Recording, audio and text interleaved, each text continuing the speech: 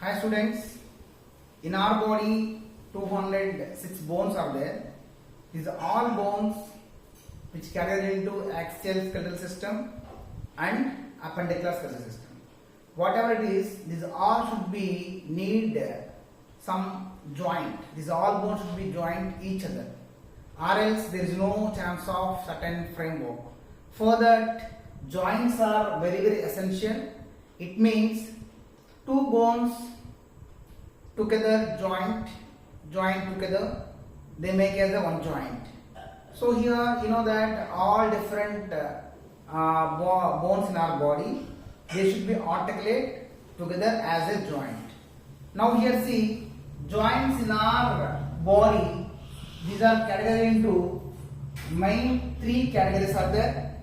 The first one is the first joint,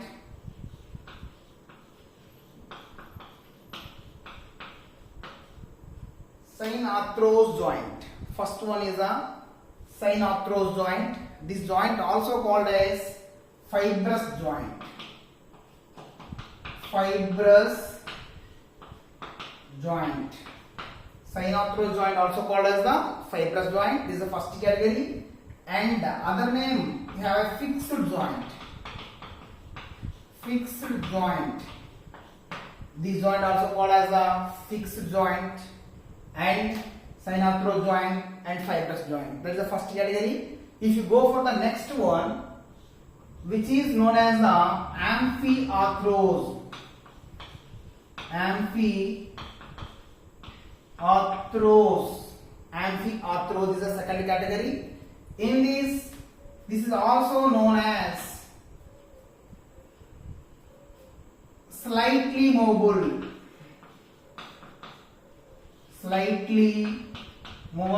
in nature. That's why called as a slightly movable joint, and also known as cartilaginous joints. Cartilaginous joint, right? Amphiarthrose joint.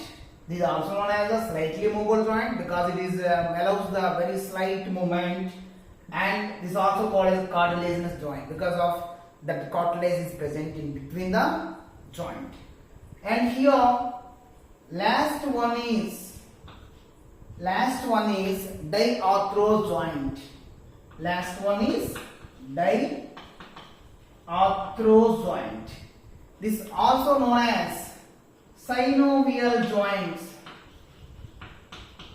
Synovial joint. These joints also called as synovial joints, and these are the free movable.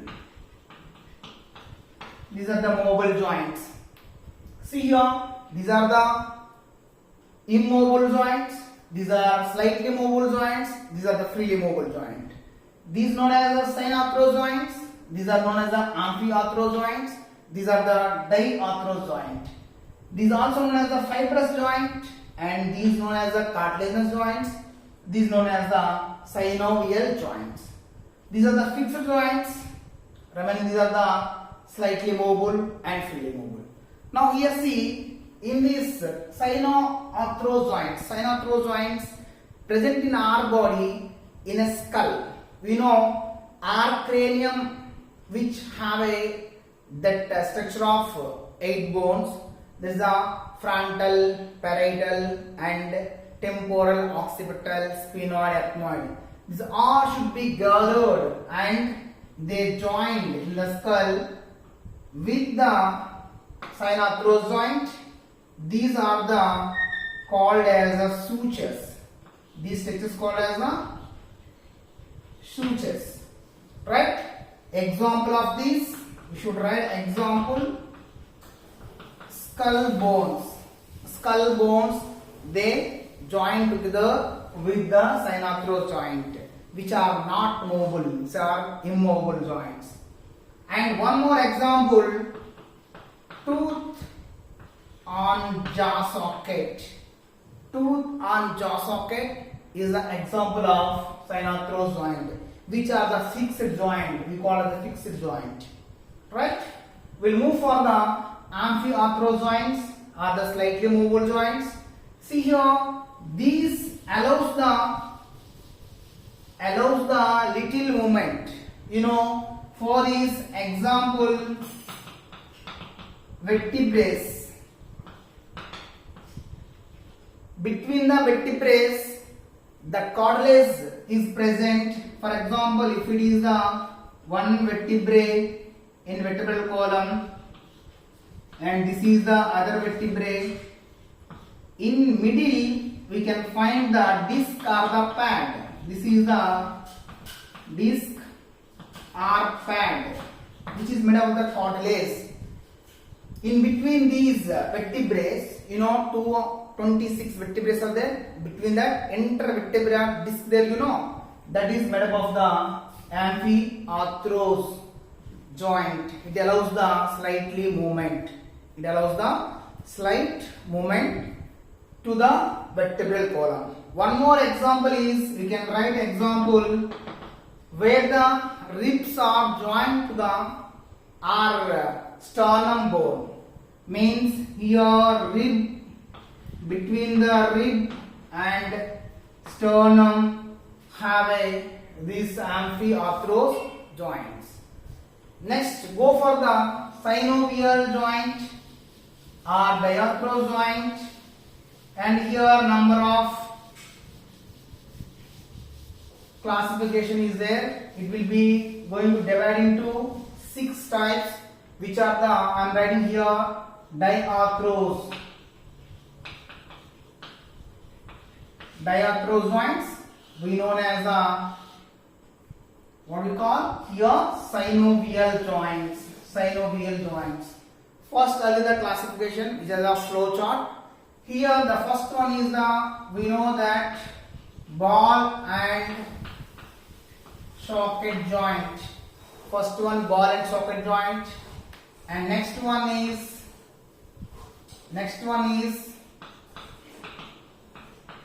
ellipsoid joint, also known as the angular joint, otherwise called as the angular joint. Third one is, which is hinge joint. Hinge joint.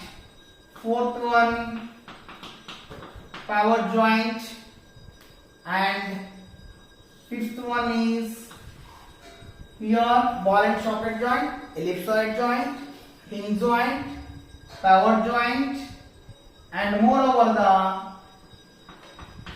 saddle joint. Saddle joint, hinge joint, pivot joint, saddle joint. So here ball and socket joint. Here one more gliding joint is there. Gliding. This is the last one, gliding joint. Now what we call diarthros joint, which is the synovial joints, which are the 6 types. First one is the ball and socket joint. Second one is the ellipsoid joint, and hinge joint, and pivot joint, and saddle joint. Last one is which is gliding joint. Now see here examples of ball and socket joint.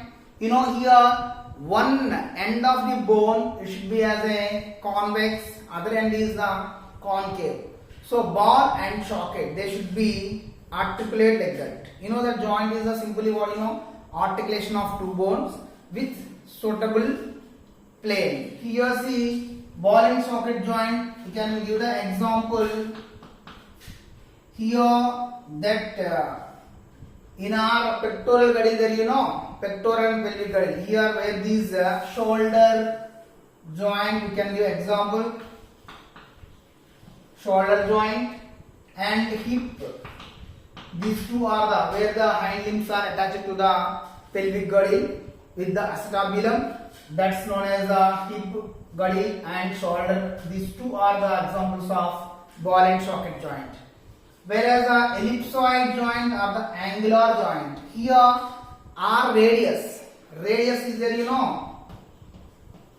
Radius, this is the bone of our arm, lower arm. That should be attached to the carpals. Here carpals are there, you know, radius between carpal. This joint is known as the angular joint. This radius bone attached to the carpal, that is known as the angular or the ellipsoid joint or the condyloid joint. Other one is the condyloid joint. Next one, hip joint. Example, elbow and knee. These two are, elbow and knee are the hinge joint, allows the movement in one plane only, not in the other direction. Next one, pivot joint. Example, atlas axis. You know that atlas is the first bone, first vertebrae, and axis is the second vertebrae. The atlas have a depression, that's, you know, that is known as the foramen fossa. Odontoid fossa. Odontoid fossa.